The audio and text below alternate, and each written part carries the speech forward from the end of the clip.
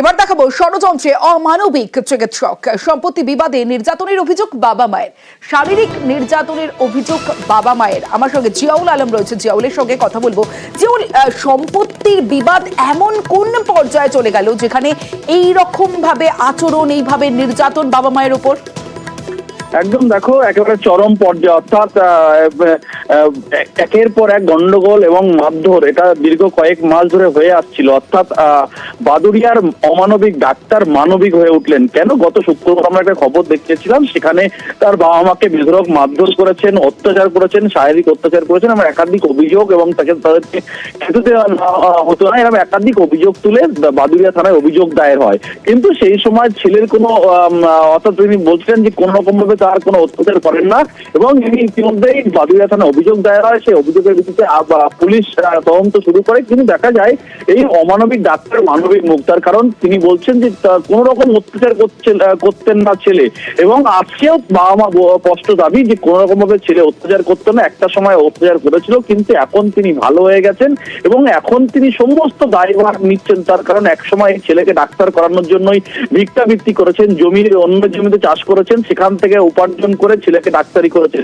কিন্তু সেই ডাক্তারের এত অমানবিক একটা আচরণ, অর্থাৎ নিজের বাবা মাকেই মারধর করতেন, নিজের বোনকেই মারধর করতেন, এবং একটা একাধিক অভিযোগ উঠে এসেছিল। কিন্তু পরবর্তীকালে দেখা যায় সে সমস্ত ভুল বুঝতে পেরে তিনি এখন মানবিক হয়ে উঠলেন। কোনো বাবা মাকে কোন রকম মারধর করা যাবে না এবং মারবেনও না, এবং তিনি নিজের কাছে রাখবেন এমনটাও কিন্তু তিনি স্পষ্ট করে দিলেন। এবং তার স্পষ্ট বক্তব্য, যা পিছনে হয়ে গেছে সবটাই তিনি ভুল স্বীকার করে তিনি এখন সামনের দিকে এগোচ্ছেন এবং বাবা মাকে নিয়ে সামনের দিকে এগোচ্ছেন, এমনটাও কিন্তু সেই ডাক্তারের স্পষ্ট বক্তব্য।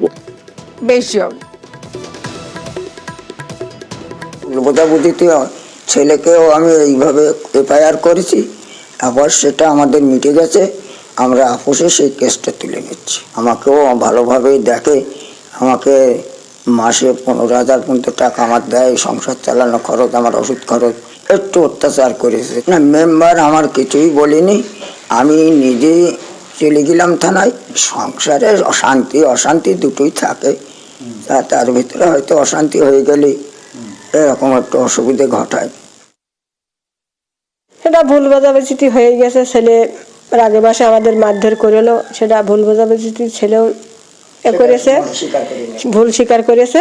এখন আমাদের এটা ভুল স্বীকার করে আমাদের কেসটা তুলে নিতে হবে। সে আমাদের মারধর করেছে, আমরা রাগের বাসে সেটা বলতেই পেরেছি।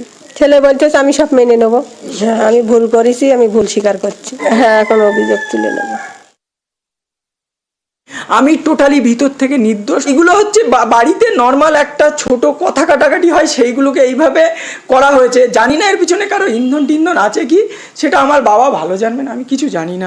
আমি বাবা মার এগেন্স্টে কি বলবো বলুন? বাবা মা তারা আমার পিতা, আমি তাদের জন্যে সারা জিন্দেগি নিংড়ে দিয়েছি। আমার বাবা মা হয়তো পুরোটা বুঝতে পারছে না তারা কি করে ফেলেছে। ভুলভাল বোঝায় তো, যখন তখন ভুলভাল বুঝে আমাকে শত্রু মনে করছে তারা।